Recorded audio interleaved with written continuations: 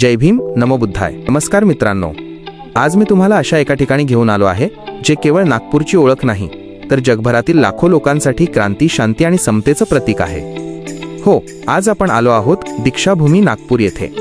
14 October 1956 हा तो ऐतिहासिक दिवस होता जेव्हा डॉक्टर बाबासाहेब आंबेडकरांनी आपल्या लाखो अनुयायांसह येथे बौद्ध धम्माची दीक्षा घेतली आणि मानवतेचा एक नवा मार्ग दाखवला. चला तर मग जाणून घेऊया या पवित्र वास्तूचा इतिहास आणि इथली काही खास वैशिष्ट्ये. नागपूर येथील दीक्षाभूमी हे केवळ एक स्मारक नसून ते मानवी हक्क, सामाजिक क्रांती आणि समतेचे प्रतीक आहे.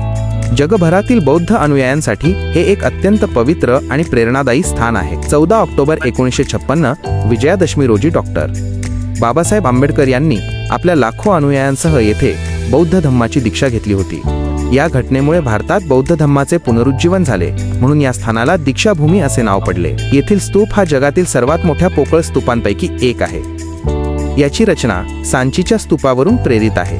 सांस्कृतिक वारसा, स्तूपाचा घुमट धवल पांढऱ्या संगमरवरी दगडांनी बनलेला आहे. स्तूपाच्या आत एक मोठा हॉल असून मध्यभागी भगवान बुद्धांची मूर्ती आहे. हा परिसर साधारणपणे 4 एकरमध्ये पसरलेला असून येथे एकाच वेळी हजारो लोक प्रार्थना करू शकतात. डॉक्टर आंबेडकर पुतळा, परिसरात बाबासाहेबांचा भव्य पुतळा आणि त्यांच्या अस्थी कलश दर्शनासाठी ठेवण्यात आला आहे. मुख्य स्तूपाच्या समोर एक अश्वत्थ पिंपळ वृक्ष आहे.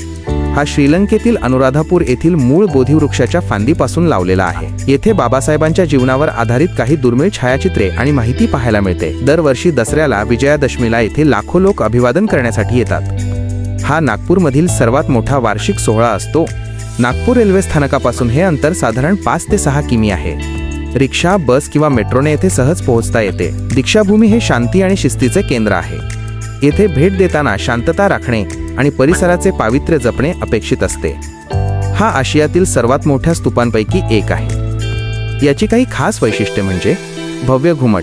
हा स्तूप पूर्णपणे पोकळ आहे, जो धौलपूरच्या लाल दगडांनी आणि संगमरवरी पांढऱ्या दगडांनी बनवला आहे. याची उंची 120 फूट आहे. स्तूपाच्या मधोमध भगवान बुद्धांची एक अत्यंत शांत आणि सुंदर मूर्ती आहे. परिसरात अभ्यासकांसाठी वाचनालय आणि भिक्खू निवास देखील आहे. दीक्षाभूमीच्या परिसरात पाऊल ठेवताच तुम्हाला एक वेगळीच शांतता जाणवेल. पांढऱ्या कपड्यातील अनुयायी, बुद्ध शरण गच्छामीचा घोष आणि चोहोबाजूला पसरलेली निळी निशाणं हे दृश्य मनाला खूप प्रसन्न करतं. मित्रांनो, या भूमीला दीक्षाभूमी का म्हणतात? कारण याच ठिकाणी आधुनिक भारताच्या इतिहासातील सर्वात मोठे धम्मचक्र प्रवर्तन झाले. डॉक्टर आंबेडकरांनी सामाजिक गुलामगिरीतून मुक्त होण्यासाठी बुद्धांच्या धम्माचा स्वीकार केला. त्यामुळे या जागेला ऐतिहासिक आणि आध्यात्मिक महत्त्व प्राप्त झाले आहे. दरवर्षी दसऱ्याच्या दिवशी धम्मचक्र प्रवर्तन दिन येथे लाखो अनुयायी देश-विदेशातून अभिवादन करण्यासाठी येतात. ही गर्दी पाहून इथल्या ऊर्जेचा अनुभव येतो. जर तुम्ही नागपूरला येणार असाल तर दीक्षाभूमीला भेट देण्यास विसरू नका. नागपूर रेल्वे स्टेशनपासून हे फक्त 5 ते 6 किमी अंतरावर आहे. ऑटो किंवा मेट्रोने सहज पोहोचता येते. सकाळी 6 ते रात्री 9 पर्यंत हे ठिकाण दर्शनासाठी उघडे असते. दीक्षाभूमीचे सर्वात मोठे ऐतिहासिक महत्त्व म्हणजे येथे झालेला धम्मदीक्षा सोहळा. डॉक्टर बाबासाहेब आंबेडकरांनी 1935 मध्ये येवला येथे "मी हिंदू म्हणून जन्मलो असलो तरी हिंदू म्हणून मरणार नाही" अशी घोषणा केली होती. या घोषणेची पूर्तता त्यांनी 14 ऑक्टोबर 1956 रोजी नागपूरच्या या मैदानावर केली.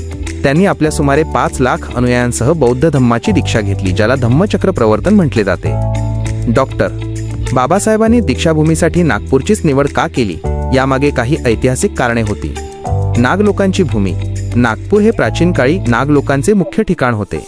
इतिहासकारांच्या मते नागलोक हे बौद्ध धम्माचे कट्टर अनुयायी आणि रक्षक होते.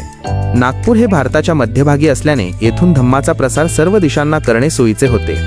हुतात्मा मैदान ते दीक्षाभूमी. हे ठिकाण आधी हुतात्मा मैदान म्हणून ओळखले जायचे. डॉक्टर बाबासाहेबांच्या या ऐतिहासिक क्रांतीनंतर या जागेला दीक्षाभूमी हे नाव मिळाले. आज हे जगातील नवबौद्धांसाठी सर्वात मोठे तीर्थक्षेत्र मानले जाते. बाबासाहेबांच्या महापरिनिर्वाणानंतर त्यांच्या स्मृती जतन करण्यासाठी येथे एक भव्य स्मारक उभारण्याचा निर्णय घेण्यात आला. तर मित्रांनो, ही होती नागपूरच्या ऐतिहासिक दीक्षाभूमीची थोडक्यात माहिती. तुम्हाला हा व्हिडिओ कसा वाटला कमेंट्समध्ये नक्की सांगा आणि जर तुम्ही इथे भेट दिली असेल तर तुमचा अनुभव शेअर करा. व्हिडिओ आवडला असेल तर लाईक करा आणि चॅनलला सबस्क्राईब करायला विसरू नका. जय भीम, नमो बुद्धाय.